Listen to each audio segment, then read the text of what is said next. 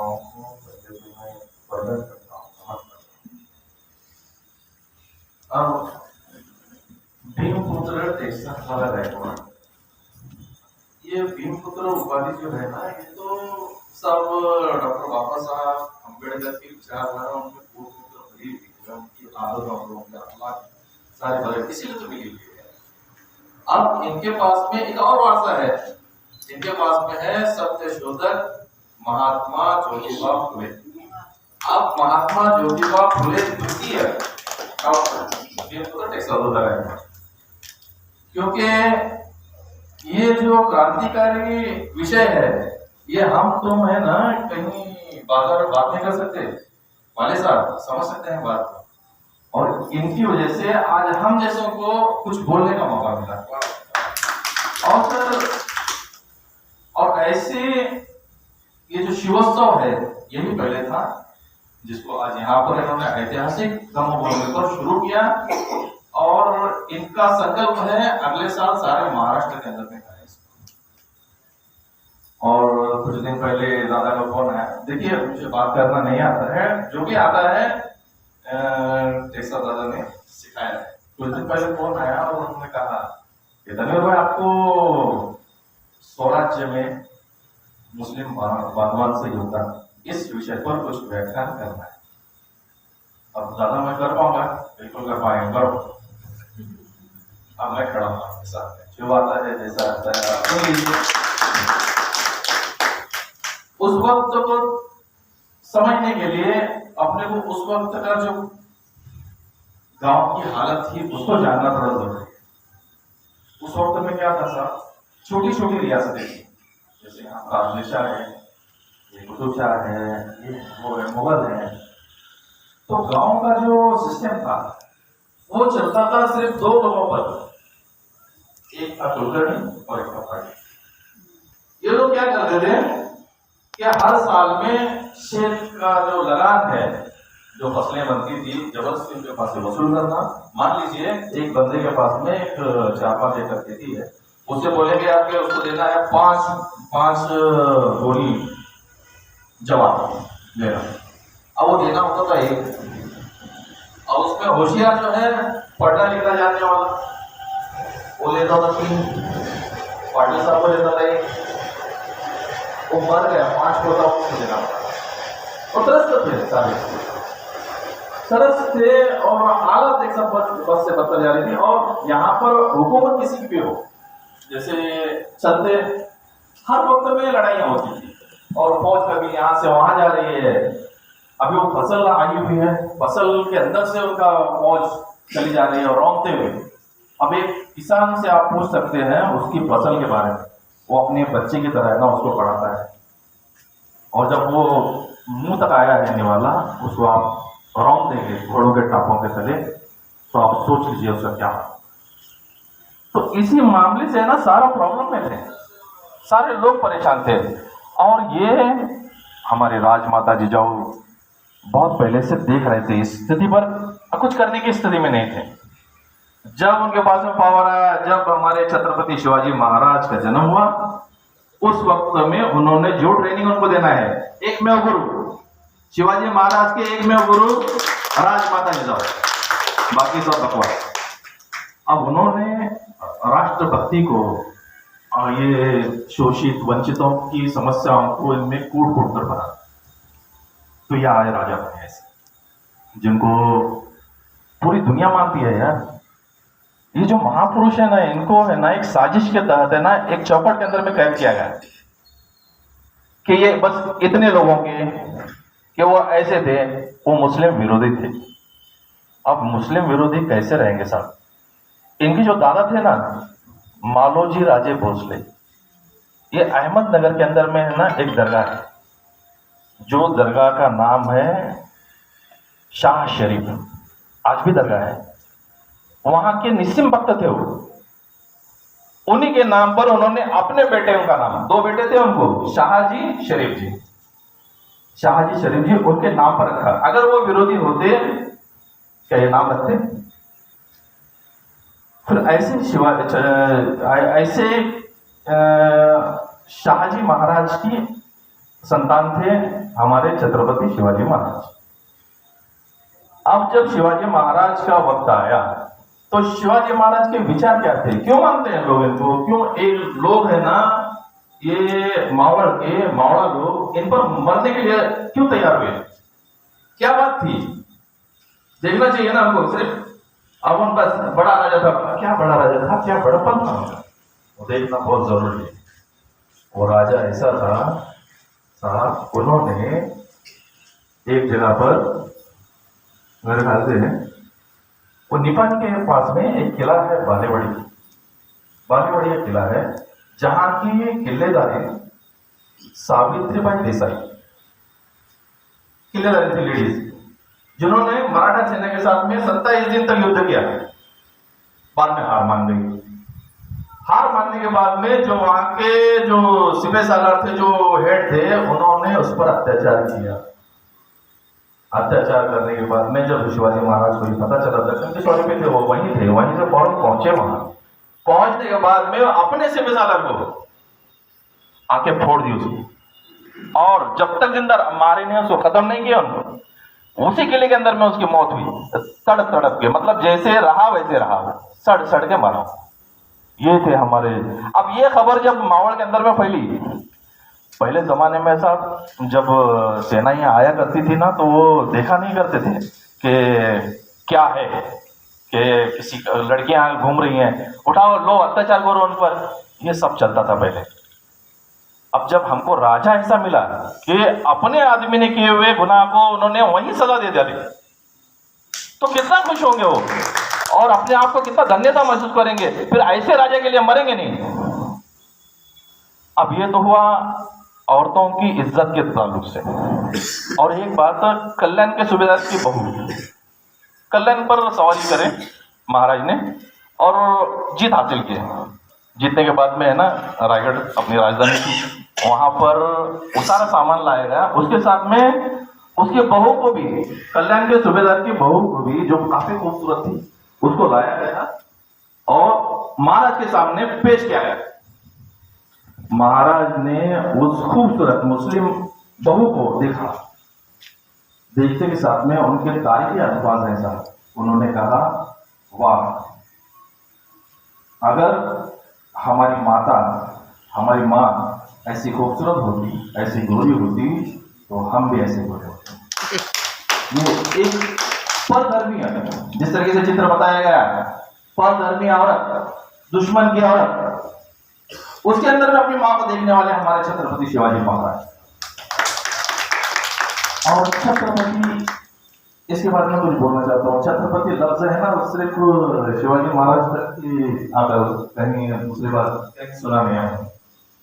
पति का मतलब है, पति का मतलब शौहर नहीं, पति का मतलब है संस्कृत के अंदर में रक्षा करने वाला, रखवाला। छत्र का मतलब क्या है? नहीं, माता पिता, माता पिता तो छत्र हर लपट होते हैं, तो माता पिता की रक्षा करने वाला छत्रपति शिवाजी महाराज, ये है हमारे छत्रपति शिवाजी महाराज। और ऐसे राजा पर लाखों लोग मरने के लिए तैयार हुए। अब मैं मुसलमानों पर हूँ, राजधानी रायगढ़ पर जब जगदेश्वर का मंदिर बांधा गया और महाराज वहां पर थे, वो देखे उन्होंने कि कुछ लोग नमाज पढ़ रहे हैं, किले के ऊपर है ना, उनके सैनिक के अंदर मुसलमान भी काफी थे, वो नमाज पढ़ रहे हैं ओपन में।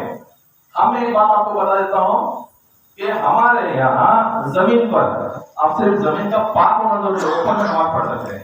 ऊपर वाले ने हमारे सारी दुनिया है ना पाक कर दी कि कहीं भी आप नमाज पढ़ सकते हैं। तो वो लोग वहां पर नमाज पढ़ रहे हैं, देखा ये ऊपर में नमाज पढ़ रहे हैं, ये मेरे मुसलमान सैनिक हैं, इनके लिए मस्जिद भी निर्माण करो यहाँ। और वहां उन्होंने जैसे जगदेश्वर का मंदिर बनाया, वैसे ही मुसलमानों के लिए नमाज पढ़ने के लिए मस्जिद का निर्माण किया। ऐसे हमारे राजा थे। और सर सबसे बड़ा दुश्मन मेरे ख्याल से औरंगजेब है ना। औरंगजेब के पास में जब यह खबर पहुंची कि महाराज का इंतकाल हुआ, तो एक जो सिपाही था बहुत खुशी से गया क्योंकि जिंदगी भर लड़ते रहे, बहुत खुशी से नाचते गाते गया और जोर जोर से सुनाई नहीं देता था, उसकी उम्र हो गई थी तभी। और बोले लगा कि जहां बना वो सिवाला मर गए। तो उन्होंने उसको उल्टे हाथ का झपट दिया। और एक दुश्मन बादशाह ने ये कहा कि बहनों बेटियों की इज्जत की रक्षा करने वाला है अल्लाह तेरे पास में आ रहा है, तो स्वर्ग के रास्ते खोल दे। ये मुगलों के वक्त में एक आदमी है जिसने इसको कलमबंद किया हुआ है। हमारे यहाँ हमारे इतिहास को है ना कुछ कलम कसाइयों ने सब सत्यानाश कर दिया है ना। तो अभी मुसलमानों के बारे में बोलता हूँ सर, दरिया सारंग का नाम आपने सुना है, दौलत खान का नाम सुना है, ये अंग्रेज डच पुर्तगीज वगैरह है ना, अगर ये हमला करते पहले ना तो कभी का खत्म हो गया होता, क्योंकि वो बड़े बड़े जहाज से पानी के जहाज से आते थे। तो हमारे आत्मा प्रमुख जो थे ये दरिया सारंग थे, दौलत खान थे, जिन्होंने अपने कौशल्य को इस्तेमाल करके स्वराज्य की हिफाजत की, अपने अंदर की जो खूबियों पर है ना। और महाराज के जान पर, क्योंकि उनको मालूम था कि ऐसा राजा। और एक बात आपको बताता हूँ, इससे बीजापुर के सल्तनत से 500 पठानों की पटन नाम सुनकर, इनकी कार्यशैली सुनकर, इनके जो औरतों की इज्जत को बचाने वाली और रैयत को के साइड से संभालने वाली राजा के लिए हम काम करेंगे, कुछ न कुछ तो करेंगे, इस हिसाब से वो आए। वो आने के बाद में महाराज के पास में एक बुजुर्ग, नॉर्मल बुजुर्ग थे, इनके अंदर में एक आदत भी थी छत्रपति शिवाजी महाराज में कि वो अपने से मशवरा क्या करते थे, अपने से जो बड़ी उम्र के है ना। तो उन्होंने कहा, उनका नाम गुलजार नायक साहब नाम था, और ये यदुना सरकार की किताब के अंदर में है इसको। और उन्होंने कहा महाराज ने कहा उनसे कि ये आदिश साहब की वहां से आए हैं और बोल रहे हैं कि हम आपके यहाँ पे काम करेंगे, आप हमें अपनी नौकरी के अंदर में ले लो, और ये मुसलमान है तो क्या करेंगे बोलो। तो वो बोलने लगे कि जो राजा होता है ना, वो अपने सैनिक, अपनी प्रजा, अपनी रैयत, इनकी कोई सियासत वगैरह देखता नहीं है, क्योंकि इसको स्वराज करना है। तो उन्होंने वो सारे लोगों को अपने अंदर लिया, और इनके पास में पेमेंट सिस्टम था। किसी चलो मैं तो पहले कहता था चलिए सेना चलो लूटते न लूटते चलो, और जो मिला वो मेरी जेब में, वो ऐसा कुछ नहीं करता था। पर महाराज के वक्त के अंदर में इन्होंने पेमेंट सिस्टम बनाया, जिससे खुश होकर है ना, किसी पर अन्याय नहीं, किसी दिल तो था ना हर सैनिक के पास में, तो वो लोग ऐसे खुश होकर आते थे सर। और आपको एक दूसरी बात बता दूं, आप जाति भेद के नाम पर है ना बहुत से लफड़े होते हैं, है ना, जिसमें खास ये है प्रतापगढ़ के अंदर में अफजल खान है ना, अफजल खान का पेट भरपूर का है, उसके बारे में कुछ बोलना चाहता हूँ। अफजल खान बीजापुर से निकला, अफजल खान एक बहुत बड़ा सेनापति था, मजबूत था, अत्याचारी भी था, तो वो निकला और उसका इरादा है ना महाराज को पकड़कर लाना नहीं था, और खत्म करना था, महाराज छत्रपति शिवाजी महाराज को खत्म करना था, और इसी इरादे से उसने निकला। और इस बात का पता वहां पर इनके खास दोस्त छत्रपति शिवाजी महाराज के एक खास दोस्त थे, रुस्तम जमा के पिताजी जो थे ना, वो शाहजी महाराज के दोस्त, मतलब ये करीबी ताल्लुक था। और सारी ख्याति फैली हुई थी हर जगह कि महाराज का सिस्टम कैसा है, मैनेजमेंट कैसा है, ये सारे यूरोप कंट्रीज में वगैरह फैली हुई थी, ये तो सवाल ही नहीं आता। तो हर कोई ये चाहता था कि एक बंदा तो यार कोशिश कर रहा है, इसको सपोर्ट करो सब। तो ये रात में जब जाने वाला है ना, जाने से पहले महीना भर पहले डिसाइड हो गया कि वो निकलने वाले हैं। तो रुस्तम जमान ने रात भर जग जाके किस तरीके से सोचा, किस तरीके से मार सकते हैं अफजल खान को। एक मुसलमान सोच रहा है मुसलमान को मारने के बारे में, हिंदू राजा क्या प्रोसेस सोचे, कहाँ था वो धर्म युद्ध नहीं था, ये तो सत्ता का ही है। रात भर आंखों में तेल डाल के उन्होंने वो बनाया वाक नदी बनाया, और एक फास्ट खासियत रहता ना, जो घुड़सवार रहते हैं पहले के सदस्य से पहुंचा देता है, उनके हाथ से भेजा और इनके हालात के बारे में बताया, ये एक रखना और एक हथियार दिया, एक हथियार दिया उसका साथ में, और बगैर इसके आप मत जाना। तो पास आया और पता चला उनको कि ये काफी सबसे आ रहा है ना, और फिर आ गए वो बेड़ा लिया। अब दूसरों के बारे में कुछ नहीं बोलूंगा, मैं अपने तक ही सीमित रहता हूँ, ठीक है, गलत जगह चले जाएंगे बात। तो फिर जब मौका आया, जैसा हुआ खान में महाराज के साथ में 10 अंगरक्षक थे उस वक्त, और उसके साथ में भी थे, खान के साथ में भी थे 10 अंगरक्षक। महाराज के साथ में जो 10 अंगरक्षक थे उनमें था इब्राहिम खान। इब्राहिम खान अंगरक्षक था। अंगरक्षक क्या कर सकता है ऐसे मौके पर? एक मुसलमान, अगर आप शक्की नजर से देखते हो, महाराज नहीं देखते थे, वो कुछ भी कर सकते थे, है ना। अभी सारा अब उस वक्त का नजारा थोड़ा देखिए, सारे सैनिक के घेरे हुए, महाराज के भी 10-12 लोगों के साथ में निशाए हुए हैं, अंगरक्षक मुसलमान है, सामने बादशाह मुसलमान है। अगर वो कुछ लगा पड़ता उससे कुछ सरोकारी नहीं था इनको छत्रपति शिवाजी महाराज से दिली मोहब्बत थी, जिसकी वजह से है ना महाराज ने उनको खत्म किया, उनके खत्म किया। बाद में से उसने वो है ज्यादा अच्छा बता सकते हैं उस पर वहां पर मुसलमानों ने जो हथियार दिए उससे अफजल खान का बहुत बड़ा बहार था। और दूसरी बात बताना चाहता हूं मैं आपको, आगरा के अंदर जब यहाँ पर तय हुआ सुलह हुई, अब सुलह के जो मसूदे हैं वो सब तय हुए, पर उन्होंने इल्तिजा की मिर्जा राजा जय सिंह ने कि चलो बादशाह से मिलेंगे। बादशाह से मिलने के तो वहां पर उनकी नाकदरी हुई, जो हमको बर्दाश्त नहीं हुआ, और राजा ने वहां पर बोलने के बाद में उसको गुस्सा आया और उनको अरेस्ट किया। अरेस्ट करने के बाद इनके पास में युक्तियां थी। अब इन्होंने बीमारी का बहाना बनाया, तब इनके साथ में 300 घुड़सवार थे, कहा जाता है 300 घुड़सवार थे, वो बाहर थे, मगर इनके दो सेवक थे, एक था हीरोजी वर्धन, उसी का और एक था मदारी मेहतर सेवा में लगा रहता था हमेशा। अब वो बीमार का नाटक कर रहे हैं, अब वो पंखा चला रहे हैं हीरोजी वर्धन, और मदारी मेहतर जो है पंखा रोजाना का मामला। और एक जगह के जिम्मेदार व्यक्ति को है ना, तो कुछ लोग मिठाइयों का वाला ये क्या है, तो बड़ी बड़ी मिठाइयां आया करते थे उस वक्त में, जिसमें एक आदमी बैठते निकल सके, ऐसे थे। इस प्लानिंग बन गई अंदर, वो प्लानिंग में 3 लोग शामिल थे। अब इनका मदारी मेहतर को फारसी आती थी, और उस वक्त में फारसी का चलन ज्यादा था, तो उन्होंने जो पहरेदार थे उनसे अपना ताल्लुक बढ़ाया, महाराज वैसी है, थोड़ा गड़बड़ करके उसके साथ में थोड़ा ताल्लुकात ये करने के बाद में जब बहुत कुछ करना पड़ा उसको, तब जाके शिवाजी महाराज को वहां से निकलना आसान हुआ। अब ये निकल गए, हीरोजी वर्धन वहां पे लेटे थे, जान खत्म ना जान, अब कुछ बचने वाला नहीं है। जैसे ही मालूम होगा छत्रपति शिवाजी महाराज यहाँ से फरार हो चुके हैं, तो ये दोनों खत्म हो जाएंगे। उसका कुछ हम नहीं, को ये बोलते हैं कि लाका का पोशिंदा झगड़ा पड़े, चलेगा।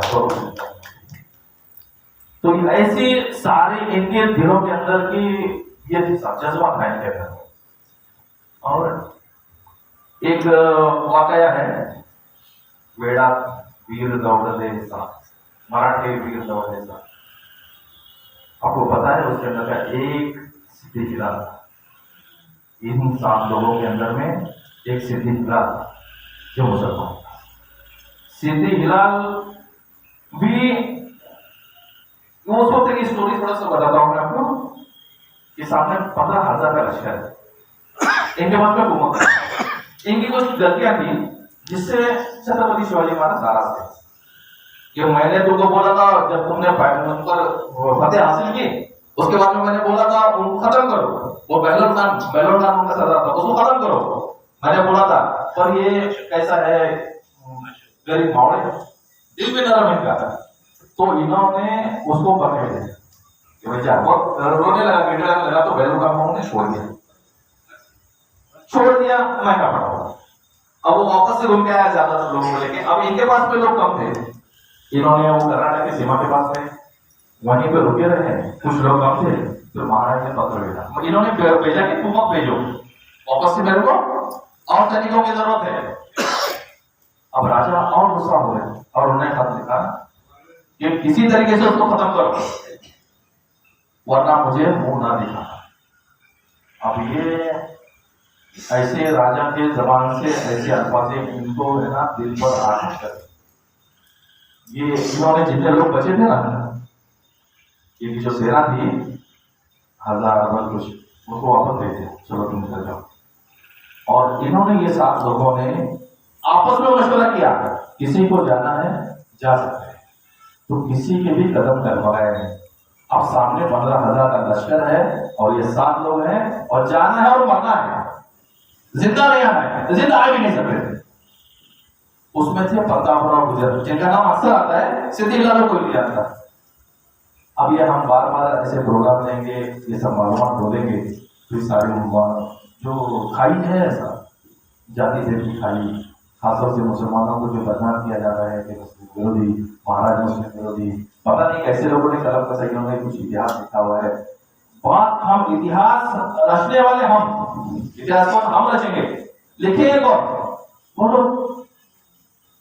हमको इतिहास का पुनर्लेखन करना है, जो मराठा वगैरह ये करते हैं, इनका मैं सपोर्ट करता हूँ। पर दादा ये जितना होगा आपका आशीर्वाद बताइए, इसी तरीके से